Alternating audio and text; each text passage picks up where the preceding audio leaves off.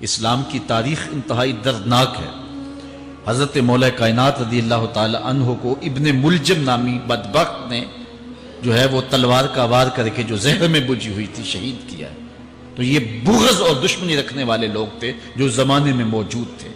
ایک طرف ایسے تھے جو الہ اور معبود کہتے تھے، اور آپ جانتے ہیں کہ حضرت علی المرتضیٰ رضی اللہ تعالی عنہ کی قبر لوگوں کی نظر سے چھپا کے بنائی گئی، اس ڈر سے کہ لوگ آپ کی قبر کو اکھیڑ نہ دیں، کیونکہ خارجی اس قدر جو ہے وہ زور آور ہو گئے۔ اسلام کی تاریخ دردناک ہے۔ حضور علیہ السلام فرماتے ہیں جتنے دکھ مجھے دیے گئے کسی کو نہیں دیے گئے، کسی نبی کو نہیں پہنچے۔ حضرت صدیق اکبر رضی اللہ تعالیٰ عنہ کی 2 سال 2 ماہ 8 دن دور خلافت، آپ کا زمانہ دیکھیں، ٹکنے نہیں دیا گیا، سازشیں، مصائب، اعلان۔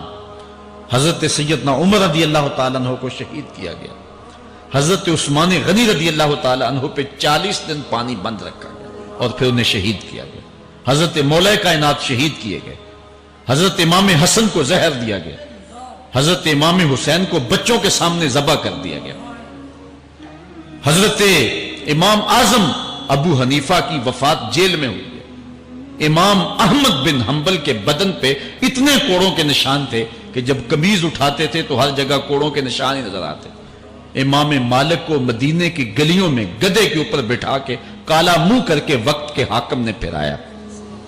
السلام علیکم۔ تھے تو ہر جگہ کوڑوں کے نشان ہی نظر آتے۔ امام مالک کو مدینے کی گلیوں میں گدھے کے اوپر بٹھا کے کالا منہ کر کے وقت کے حاکم نے پھرایا۔ حضرت مجدد الفسانی علیہ رحمہ کو گوالیار کے قلعے میں جو ہے وہ قید کیا گیا۔ علامہ فضل حق خیر آبادی کو جزیرہ انڈمان کالے پانیوں کی سزا دی گئی۔ اہل حق کی تاریخ دیکھیں، دردناک تاریخ ہے۔ آج بھی کابل میں، کندھار میں، قلعہ جنگی میں، دشت لیلہ میں، تورا بورا میں، تکریت میں، موصل میں، بغداد میں، کشمیر میں، غزہ میں، یہاں برما میں دیکھو کون سی قیامت نہیں توڑی جا رہی۔ ہمارے ساتھ ماضی دیکھیں تو ہمیں بغداد کی وہ دردناک کہانی سامنے آتی ہے جب انسانی کھوپڑیوں کا مینار تعمیر کیا جا رہا ہے اور منگول سردار نے اپنی فوج کو حکم دیا تھا کہ جو کسی مسلمان کا سر نہیں لائے گا اس کا سر کاٹ کے اس مینار پہ لگائیں گے۔ پھر لوگ پیسے لے کے پھرتے تھے کہ مسلمان کا پتہ دے اور اس کی کھوپڑی کاٹی جائے۔ کچھ لوگ جان چھپانے کے لیے تہ خانوں میں گھس گئے۔ پھر دجلہ کا بند توڑا گیا۔ 1.25 لاکھ لاشیں ہم نے تہ خانوں سے نکالی تھی۔ اندلس کی تاریخ پڑھیں، ہمارے ساتھ جو قیامت توڑی گئی۔ مصر کے اندر 30,000 فاطمی کو شہید کیے گئے۔ غریب و سادہ و رنگی ہے داستان حرم، نہایت اس کی حسین اور ابتدا ہے اسماعیل۔ یہ اسلام کی تاریخی درد سے، خون سے بھری پڑی ہے۔ تو حضرت مولا کائنات سیدنا علی المرتضیٰ رضی اللہ تعالی عنہ کو اس وقت اگر خدا کہنے والے بدبخت تھے تو ان کو شہید کرنے والے، اور اس ڈر سے کہ ان کی قبر کو کھیڑ نہ دیا جائے، خارجی اتنے زور آور ہیں تو ان کو جو ہے وہ لوگوں کی نظروں سے چھپا کر کے جو ہے وہ رکھا گیا۔ اور ایک دور وہ بھی آیا کہ ممبروں پہ بیٹھ کے مولا علی کو گالیاں دی جاتی تھی۔ یہ تاریخ میں یہ دور بھی آیا، آپ پڑھیں تاریخ، بنو امیہ کا ایسا دور بھی دنیا نے دیکھا ہے۔ اسی لیے حضور نے فرمایا تھا من سب علی فقد سبنی، جس نے میرے علی کو گالی دی اس نے مجھے گالی دی۔ اور لوگوں نے ممبروں پہ بیٹھ کے باقاعدہ حکومت کی طرف سے یہ جو ہے وہ قانون تھا کہ تمہارا خطبہ مکمل نہیں ہوگا جب تک علی کو گالی نہیں دو گے۔ یہ لمحے بھی آئے جب اس دور میں دشمن علی موجود تھے، مبغضین موجود تھے اور افراط محبت میں رکھنے والے موجود تھے۔ تو یہ دور تو اسلام کا حضور کے دور سے 1400 سال پیچھے ہے، تو یہاں بغض رکھنے والے بھی موجود ہیں۔ اس عنوان کے ساتھ اگر عنوان چھیڑوں تو یہ لمبی گفتگو ہو جائے گی، یہ میرا موضوع نہیں ہے، لیکن اتنی بات میں کہوں گا، اللہ کا شکر ادا کرو، اللہ نے تجھے اہل بیت کے در کا بھی غلام بنایا ہے اور صحابہ کا بھی غلام بنایا ہے۔ کچھ لوگ صحابہ کا نام لے کے اہل بیت کو برا کہتے ہیں، کچھ اہل بیت کا نام لے کے صحابہ کے خلاف بکواس کرتے ہیں۔ ہمارے بزرگ فرمایا کرتے تھے صحابہ نبی کے در والے ہیں، اہل بیت نبی کے گھر والے ہیں۔ ہم کہتے ہیں گھر والوں تجھے بھی ہمارا سلام، در والوں تجھے بھی ہمارا سلام۔ ہم در والوں کو بھی سلام کرتے ہیں، گھر والوں کو بھی سلام کرتے ہیں۔ کسی نے حضور خطیب الاسلام سے پوچھا تھا کہ حضرت عائشہ افضل ہیں یا حضرت فاطمہ افضل ہیں؟ پوچھنے والے نے تو صاحب کو پھنسانا چاہا تھا، لیکن جن کے عقیدے صاف ہوں وہ پھنستے نہیں ہیں۔ ان کے عقیدے واضح ہوتے ہیں. تو حضرت صاحبزادہ نے فرمایا کہ میاں اگر دیکھو بیٹی ہونے کی حیثیت سے تو فاطمہ بیٹی ہے نبی کی اور عائشہ بیٹی ہے ابو بکر کی. ابو بکر کی بیٹی نبی کی بیٹی سے افضل تو نہیں ہو سکتی. اور اگر دیکھو بیوی ہونے کی حیثیت سے فاطمہ بیوی ہے علی کی اور عائشہ بیوی ہے نبی کی. علی کی بیوی نبی کی بیوی سے افضل تو نہیں ہو سکتی. تو یہ اپنے عقیدے کو واضح کر دیا. اللہ آپ کو سلامت رکھے اور حق کی راہوں کا مسافر رکھے. آج کا عنوان ہے حضرت مولا کائنات کے اقوال حکمت، ان کی زندگی کا نچوڑ. اللہ نے بصیرت کا جو نور اور جو ہے وہ دانش اور فہم و ادراک کے جو اجالے مولا کائنات کو دیے تھے وہ انہی کا مقصود ہے. ایک ایک بات سے نور نکلتا ہے اور اللہ قرآن میں فرماتا ہے جس کو حکمت عطا کر دی گئی اس کو خیر کثیر عطا کر دیا گیا. حکمت وہ اس بات کو کہتے ہیں کہ جس کو لوگ نقل کریں اور جس سے فائدہ حاصل ہو. حضرت مولا کائنات کی باتوں کو لوگوں نے لکھا، یاد کیا اور آگے منتقل کیا. آج سارا دن اور گزشتہ شب حضرت مولا کائنات کے بہت سارے فرامین کو پڑھا ہے، سینکڑوں کے اعتبار سے مختلف کتب سے کھنگالا ہے. اور جس طرح وہ ایک مکھی شہد نچوڑتی ہے کہ ایک ایک پھول پہ بیٹھ کر کے رس تیار کرتی ہے، ایک شہد آپ کے لیے تیار کیا ہے اور آج کی مجلس میں آپ کی نظر کرنا چاہ رہا ہوں. اور دیکھیے کہ مولا کائنات حکمت کے کیسے دروازے ہیں. اسی لیے حضور نے فرمایا آنا دار الحکمت و علی بابها، آنا مدینۃ العلم و علی بابها. میں حکمت کا گھر ہوں، علی دروازہ ہے. میں حکمت کا شہر ہوں، علی اس کا دروازہ ہے. تو شریف لوگ شہر میں دروازے کے راستے ہی جایا کرتے ہیں. دیواریں پھلانگ کر کے جانا شریف لوگوں کا شیوا نہیں ہوتا ہے. علم کی خیرات لینی ہے تو مولا علی کی دہلیز پہ آنا ہوگا. حضرت مولا کائنات فرماتے ہیں میں نے اپنے ارادوں کی شکست سے اپنے رب کو پہچانا ہے. جو میں منصوبہ بندی کرتا ہوں نتیجہ یہ نکلے گا، میرا خیال ہوتا ہے یہ ہوگا، لیکن ایسا نہیں ہوتا. ہوتا وہ ہے جو رب کو منظور ہوتا. اس لیے میں اپنے ارادوں کی شکست سے اپنے رب کو پہچانا. حضرت مولا کائنات زندگی گزارنے کا ڈھب، اسلوب اور طریقہ بتا رہے ہیں. سنو، فرماتے ہیں خالط الناس مخالطتاً ان متتم معہا بقو وان عشتم ہنو الیکم. لوگوں کے ساتھ ایسی زندگی گزارو کہ اگر تم مر جاؤ تو لوگ روئیں کہ کوئی قیمتی متاع کھو گئی، اور اگر تم زندہ رہو تو لوگ تمہاری صحبت کے مشتاق رہیں، تمہاری مجلس میں بیٹھنے اور تمہارے پاس آنے کی آرزو اپنے سینے میں رہے.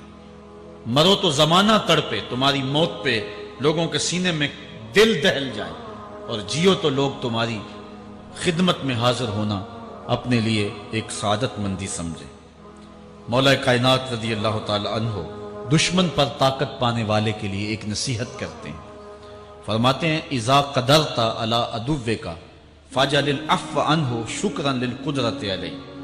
جب تو دشمن پر غالب آ جائے تو دشمن پر غالب آنے کا شکریہ کیا ادا کرنا ہے. دشمن ایک بہت بڑی مصیبت ہے، لیکن دشمن زیر دام آ گیا اور وہ تیرے قابو میں آ گیا اور اس کا سر تیرے پاؤں تلے ہے. اب اللہ کا شکر اس حال میں کہ مالک تو نے دشمن پر مجھے غلبہ دیا، طاقت دی، تو شکر کیا ہے؟ حضرت مولا کائنات فرماتے ہیں دشمن پر غالب آنے کا شکریہ یہ ہے کہ دشمن کو معاف کر دو.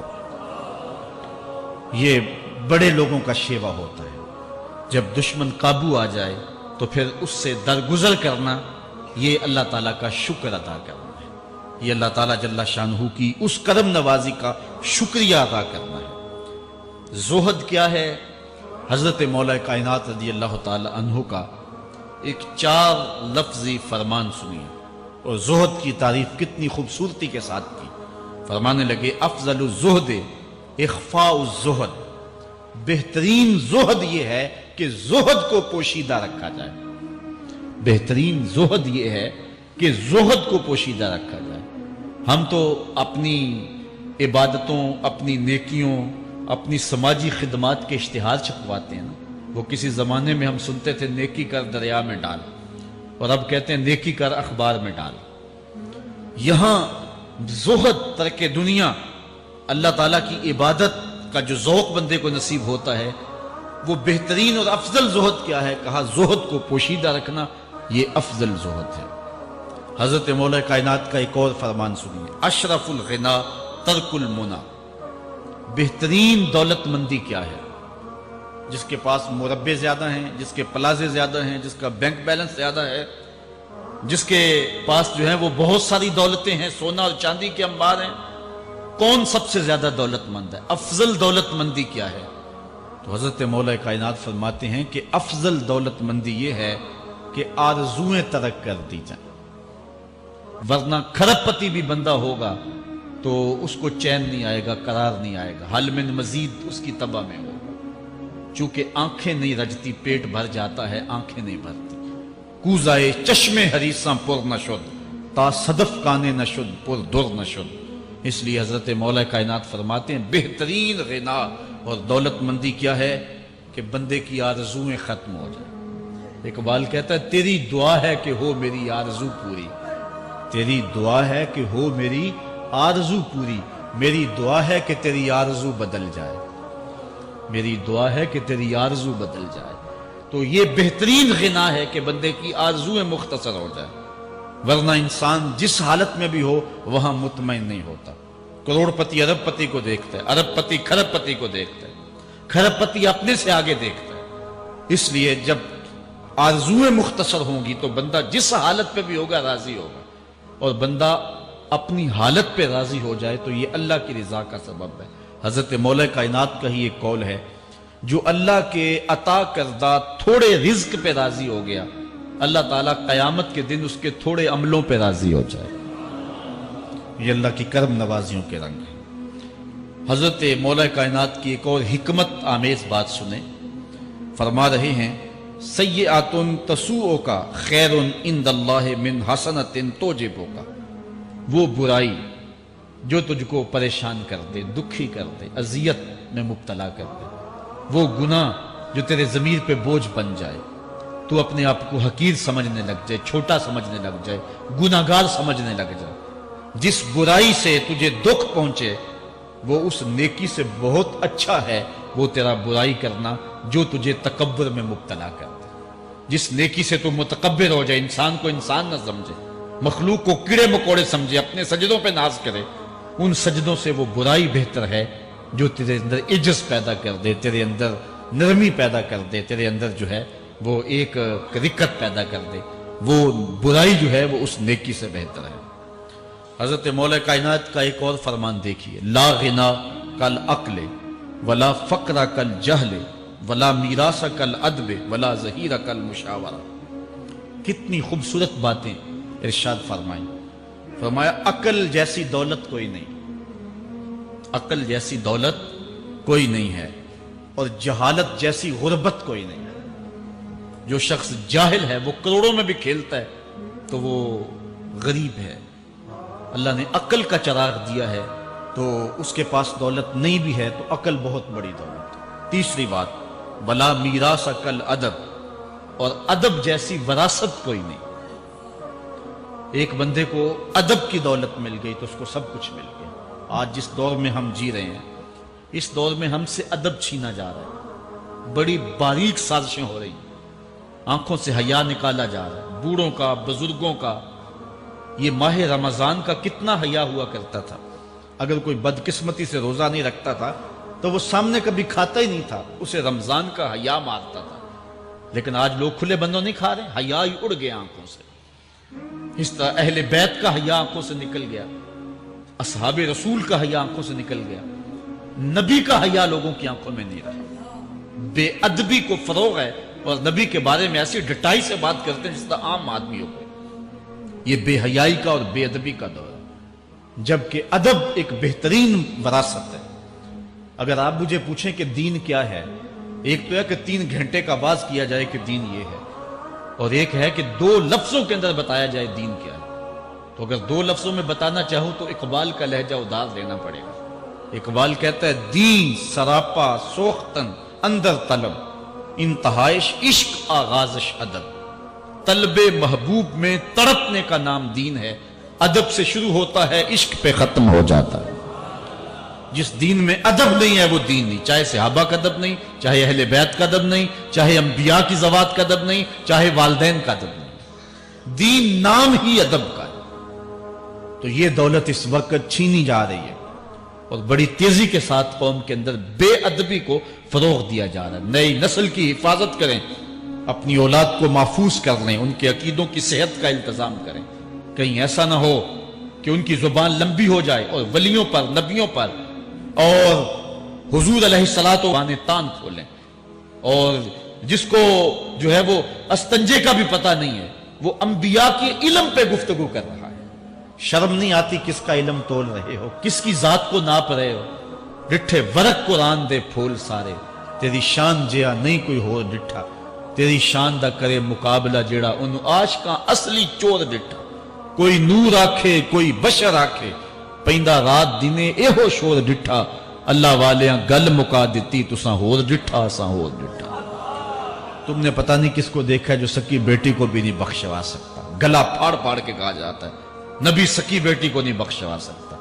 اور میاں تم بخشوانے کی بات کرتے ہو، نبی تو کہہ رہا ہے فاطمہ تو جنتی عورتوں کی سردار، وہ تو جنتیں بانٹ رہے ہیں، وہ تو جنتیں وراثت میں دے رہے ہیں۔ تو ادب پہلا کرینہ ہے محبت کے کرینوں میں، اس لیے کہا کہ ادب جیسی میراث کوئی نہیں، ولا ظہیرہ کل مشاورہ، اور مشورے جیسا مددگار کوئی نہیں۔